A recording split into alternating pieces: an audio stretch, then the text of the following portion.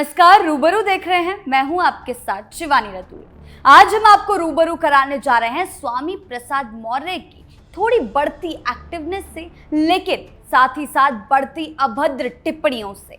जी हां, स्वामी प्रसाद मौर्य एक बार फिर बुरी तरह फंस चुके हैं। कभी वो रामचरितमानस पर टिप्पणी करते हैं, कभी वो भगवान राम पर टिप्पणी करते हैं। राम मंदिर दान चोरी मामला इन दिनों सुर्खियों में है, कार्रवाई तेज है। इस बीच एक बार फिर स्वामी प्रसाद मौर्य ने भगवान राम को लेकर ऐसी टिप्पणी की है कि अब उनके ऊपर गिरफ्तारी की तलवार लटक रही है और वो बुरी तरह फंसते नजर आ रहे हैं। 2027 चुनाव को लेकर एक्टिवनेस दिखाने की कोशिशों में उनकी मुश्किलें बढ़ती नजर आ रही और कई मामलों में इससे पहले भी उनके खिलाफ शिकायत दर्ज की गई। तो आखिर क्यों चुनाव से पहले ये एक्टिवनेस बढ़ रही है? क्या कुछ टिप्पणी की गई है? क्यों शिकायत दर्ज की गई है? पूरे मामले की शुरुआत कहां से हुई? आइए जानते हैं विस्तार से।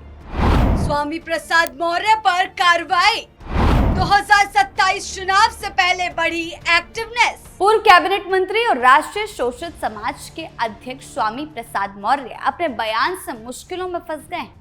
उनके खिलाफ एक शख्स ने भगवान श्री राम, राम मंदिर और भगवान हनुमान को लेकर कथित अमर्यादित टिप्पणी करने के आरोप में पीलीभीत की एमपी एमएलए कोर्ट में परिवाद दर्ज कराया है। ज्वालामुखी चैरिटेबल ट्रस्ट के अध्यक्ष और अधिवक्ता नीरेश चतुर्वेदी ने अदालत में दायर परिवाद में आरोप लगाया कि 23 जून को गाजीपुर में आयोजित एक कार्यक्रम के दौरान स्वामी प्रसाद मौर्य ने सार्वजनिक मंच से भगवान श्री राम, राम मंदिर और हनुमान के अस्तित्व को लेकर आपत्तिजनक और अमर्यादित टिप्पणियां की। उनका कहना है कि ये बयान सोशल मीडिया और अलग अलग टीवी चैनल्स पर दिखाया गया और उसके बाद काफी वायरल हुआ, जिससे धार्मिक भावनाएं आहत हुई है। एमपी एमएलए कोर्ट के पीठासीन अधिकारी सतीश कुमार ने परिवाद दर्ज कर मामले की अगली सुनवाई के लिए 31 जुलाई की तारीख निर्धारित की है। परिवाद में अखिल भारत हिंदू महासभा के अध्यक्ष पंकज शर्मा, राष्ट्रीय हनुमान दल के अध्यक्ष अमित गुप्ता और युवा जागृति परिषद के अध्यक्ष प्रदीप तिवारी को साक्षी बनाया गया है। वरिष्ठ अधिवक्ता संतराम राठौर ने बताया कि स्वामी प्रसाद मौर्य के विरुद्ध भारतीय न्याय संहिता बीएनएस की धारा 299 के तहत परिवाद दर्ज किया गया है। राम मंदिर चंदा चोरी पर उठाया सवाल, भगवान राम पर टिप्पणी से बवाल, साधु संतों ने किया विरोध। दरअसल हाल ही में स्वामी प्रसाद मौर्य ने राम मंदिर में चंदा चोरी मामले पर बोलते हुए कहा कि अगर राम भगवान अपने ही मंदिर की रक्षा नहीं कर सकते तो दूसरों की क्या रक्षा करेंगे, कैसे रक्षा करेंगे? पूर्व प्रदेश मंत्री ने कहा है कि लुटेरों ने करोड़ों रुपए लूटे, मंदिर और गर्भगृह में चोरी हुई, सोना चांदी चुरा लिया, लेकिन भगवान राम उन चोरों को सजा नहीं दे सकते, वो आपकी रक्षा कैसे कर सकते हैं? स्वामी प्रसाद मौर्य के इस बयान ने विवाद खड़ा कर दिया है। साधु संतों ने भी उन पर निशाना साधा है और अपनी नाराजगी व्यक्त की है कि आप कैसे किसी की आस्था के साथ इस तरह का खिलवाड़ कर सकते हैं, इस तरीके की बयानबाजी कर सकते हैं। हनुमानगढ़ी के पुजारी राजूदास ने स्वामी प्रसाद मौर्य को चैलेंज देते हुए कहा कि अगर दम है तो वो इस्लाम या दूसरे धर्मों को लेकर टिप्पणी करे। राजूदास ने आगे कहा कि राम मंदिर के नाम पर सनातन और हिंदुत्व को निशाना बनाया जा रहा है। आप अपनी पॉलिटिक्स के लिए हिंदू आस्था के साथ खिलवाड़ कर रहे हैं। इससे पहले श्री कृष्ण जन्मभूमि मामले के हिंदू पक्ष के प्रमुख याचिकाकर्ता दिनेश शर्मा फलहारी ने स्वामी प्रसाद मौर्य के हालिया बयान पर कड़ी प्रतिक्रिया व्यक्त करते हुए उनके खिलाफ राष्ट्रीय सुरक्षा कानून के तहत कार्रवाई की मांग की थी। वहीं दिनेश शर्मा ने 25 जून को जारी एक वीडियो शेयर करते हुए कहा कि स्वामी प्रसाद मौर्य लगातार सनातन धर्म, हिंदू देवी देवताओं और धार्मिक ग्रंथों के संबंध में इस तरह के विवादित टिप्पणियां करते रहते हैं, जिससे करोड़ों लोगों की धार्मिक भावनाएं आहत हो रही है। उन्होंने आरोप लगाया कि मौर्य पूर्व में रामायण को लेकर भी आपत्तिजनक बयान दे चुके हैं और अब भगवान श्री राम के संबंध में की गई उनकी टिप्पणी भी निंदनीय है। पूर्व मंत्री स्वामी प्रसाद मौर्य ने ये कोई पहली बार ऐसा बयान नहीं दिया है। इससे पहले भी वो इस तरह के बयानों को लेकर चर्चा में रहे। साल 2023 में स्वामी प्रसाद मौर्य ने रामचरितमानस पर टिप्पणी की थी। उन्होंने रामचरितमानस की कुछ चौपाइयों पर आपत्ति जताते हुए उन्हें दलितों, महिलाओं और पिछड़ों के खिलाफ बताया था। उनके इस बयान के बाद प्रदेश भर में विरोध देखने को मिला और कई एफआईआर भी दर्ज हुई। इसके साथ ही एक बार फिर स्वामी प्रसाद मौर्य ने कहा था कि हिंदू कोई धर्म नहीं है बल्कि एक धोखा है। वहीं उन्होंने हिंदू राष्ट्र की मांग करने वालों को देशद्रोही बताया। इसके अलावा उन्होंने कहा था कि अगर हिंदू राष्ट्र की मांग हो सकती है तो अन्य अलगाववादी मांगे भी उठ सकती हैं। स्वामी प्रसाद मौर्य पर इससे पहले भी कई मामले दर्ज हो चुके हैं।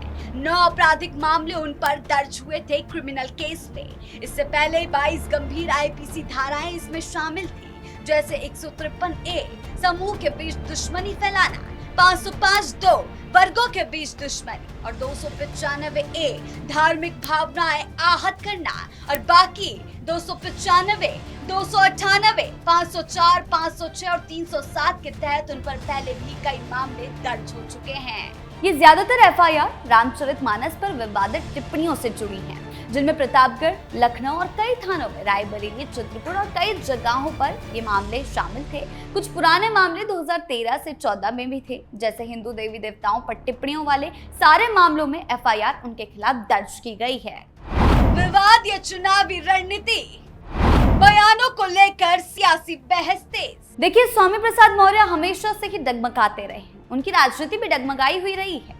ऐसे में 2027 चुनाव के करीब आते आते वो फिर एक्टिव हो गए। उनको लगता है कि उनकी राष्ट्रीय शोषित समाज पार्टी का किसी के साथ गठबंधन नहीं हो सकता और ना ही किसी चीज की स्थिति बनती हुई, संभावना बनती हुई दिख रही, क्योंकि उनका डागमडोल रवैया अभी उन पर भारी पड़ता जा रहा है और कोई भी उनके साथ गठबंधन को राजी नहीं है, जिससे अब उनकी एक्टिवनेस बढ़ रही है और एक्टिवनेस बढ़ाने के चलते वो हिंदू आस्था के साथ खिलवाड़ कर रहे हैं, विवादित बयान दे रहे हैं और हाथ पांव मारते नजर आ रहे हैं।